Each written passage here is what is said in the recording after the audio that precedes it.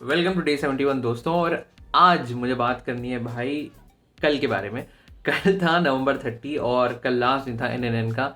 And आज दिसंबर 1 है और फाइनली भाई हमने एनएनएन जीत लिया है। तो कॉन्ग्रेचुलेशन दोस्तों, कॉन्ग्रेचुलेशन जिन लोगों ने भी ये सफ़र नहीं छोड़ा अधूरा, जितने भी लोगों ने मतलब जो फिनिश लाइन था क्रॉस किया है सक्सेसफुली, को ह्यूज कॉन्ग्रेचुलेशन दोस्तों, ह्यूज कॉन्ग्रेचुलेशन। और तुम डिजर्व करते हो भाई, विक्ट्री तुम डिजर्व करते हो अगर तुम हर दिन पूरी मेहनत से पूरा मतलब डिस्ट्रैक्ट नहीं हो रहे थे, तुम प्रोडक्टिव थे, तुम पूरे मन से लगे हुए थे इस चैलेंज को जीतने के लिए। इस चैलेंज में मतलब प्रोसेस को मतलब तुमने ज़्यादा ध्यान दिया, हर दिन डे बाय डे तुमने ध्यान दिया कि क्या करना है। ये नहीं देखा कि मुझे 30 दिन कंप्लीट करने हैं, बस ये देखा कि आज का दिन कैसे निकल सकता है, आज का दिन मैं कैसे सोशलाइज हो सकता हूँ, आज का दिन मैं कैसे अपना प्रोडक्टिविटी में लगा सकता हूँ। अगर तुमने ये चेक किया और ये सब करके तुमने दिन निकाले, अपने आप को बेटर करते गए, अपने खाने को, अपने हैबिट को, अपने सोशल स्किल्स को, ये सब बेटर करते करते तुमने अगर 30 दिन पूरे निकाले तो हैट्स ऑफ भाई, hats off. You deserve to win and you won, you won, सबसे बड़ी बात है यू वॉन। तो दैट्स इट भाई। उसके बारे में बात करूंगा, कल आऊंगा मैं, कल उसके बारे में एक प्रॉपर वीडियो लेकर आऊंगा, ठीक है। Welcome to another day in the adventures of Panvel 5। मैं यानी तुम्हारा होस्ट वाइट चलेक और मेरा दोस्त अमन अपनी daily life thoughts feelings document कर रहे हैं एज मच एज पॉसिबल। साथ ही साथ हमारे 3 दोस्त और हैं जो इस सफर में हमसे आगे चल के जुड़ने वाले हैं और हम सबको मिला के बनता है Panvel 5 #Band of Brothers। Right now we all have our individual goals। जैसे अमन को बनना है एक प्यारा दुलारा सच्चा ईमानदार जनता की सेवा करने वाला जूनियर इंजीनियर #ईमानदारी फॉर लाइफ। एंड मुझे बनना है एक सर्वगुण संपन्न क्रिएटर जो अपने क्रिएटिविटी एंड आइडियाज को एक लाइफ दे पाए और एक फुलेस्ट लाइफ जी पाए YOLO। वन मोर थिंग दोस्तों, this is not a vlog, these are excerpt from our life. एक चीज और दोस्तों, अभी हम सबके गोल काफी डिफरेंट है लेकिन हमारा एंड गोल सबका सेम है कि एक दिन ऐसा आएगा और एक दिन डेफिनेटली ऐसा आएगा कि जब हम सब साथ में काम करेंगे, दुनिया घूमेंगे एंड अंधा पैसा छापेंगे। With that being said, let's start the video. उसके अलावा मुझे बात करनी है दोस्तों एक ऐसी चीज के बारे में जो कल रात को हुई। कल रात को भी नहीं है, मतलब मैं कल दोपहर से ही हो रही थी। ये चीज़ ये है कि कल था भाई इंडिया वर्सेस साउथ अफ्रीका का फर्स्ट ओडीआई। और भाई साहब मतलब कल का दिन मैं बता रहा हूँ बहुत ही डिफिकल्ट था।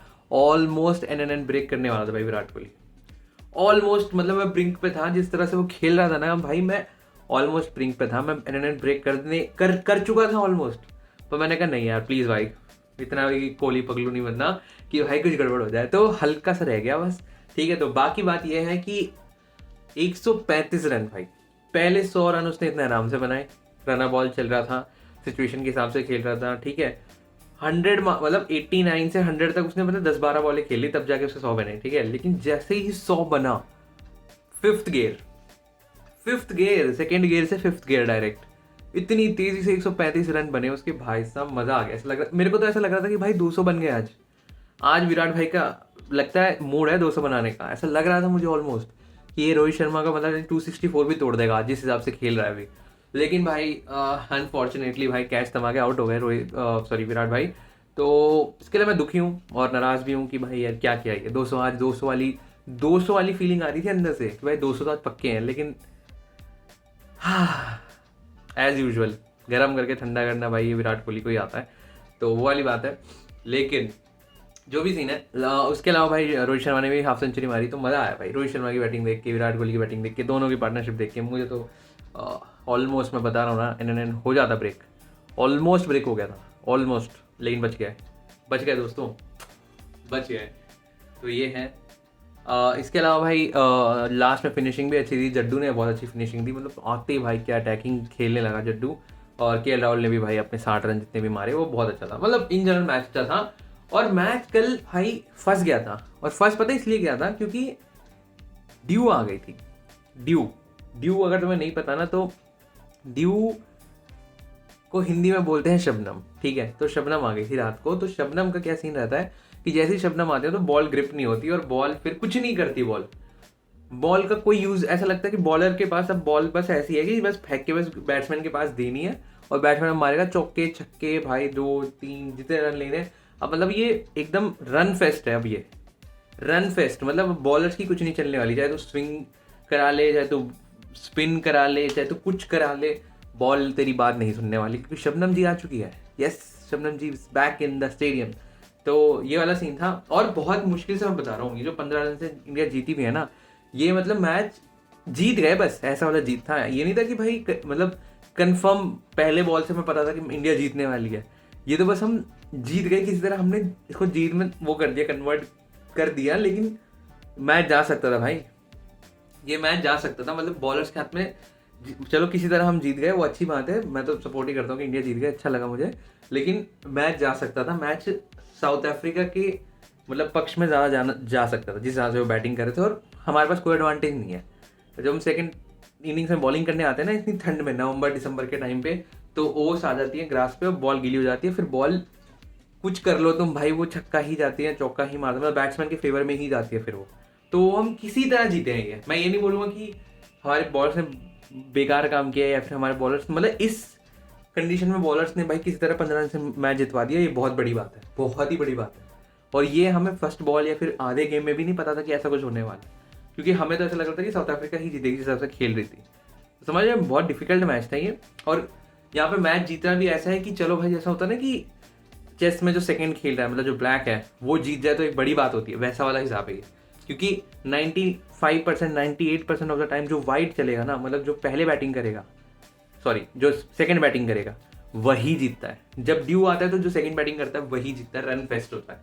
तो वो वाला हिसाब है। जैसे सबसे बड़ा एग्जाम्पल तो भाई तुम्हें पता ही है, जो वर्ल्ड कप में इंडिया के साथ हुआ था, फाइनल में क्या हुआ था, ड्यू आई, ऑस्ट्रेलिया ने भूत बना दिया, ट्रेविस हेड पागल हो गया, उसने सेंचुरी मार दी। एग्जैक्टली यही होता है सेकंड इनिंग्स में जब ड्यू आती है तो बस हम किस तरह जीत गए, बट वो अच्छा लगा मुझे।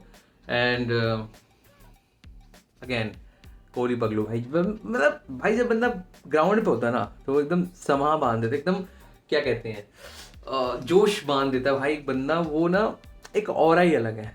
जो मैच देखने में मज़ा इसलिए आता है क्योंकि विराट कोहली खेला। मतलब मैं कल शाम को क्रिकेट खेल रहा था अपने दोस्तों के साथ, दोपहर से लेकर शाम तक खेल रहे थे।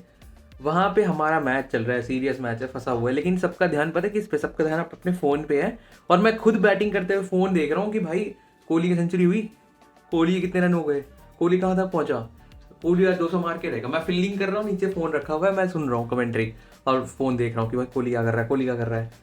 ये क्रेज़ है भाई, ये क्रेज़ है। और ये बंदा बोल रहा है कि भाई इसने एक फॉर्मेट खेलना है, जब पूरा मतलब पूरी कंट्री पागल हुई पड़ी है कि भाई प्लीज़ तू खेल ले, तेरे को देखने के लिए हम देखते हैं टीवी ये, लेकिन इसको एक फॉर्मेट खेलना है, इसको एक फॉर्मेट खेलना है ये।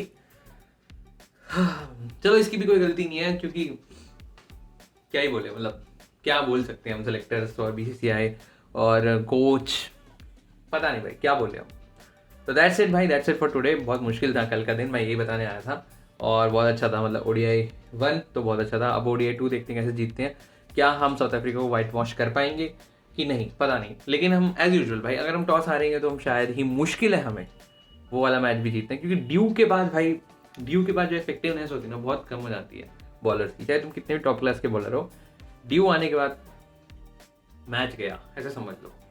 तो ये है, तो दैट्स इट फॉर टुडे दोस्तों। कल मिलता हूँ मैं तुम्हें एक प्रॉपर NNN पे बात करते हुए, ठीक है। तो तब तक लेट्स गो, लेट्स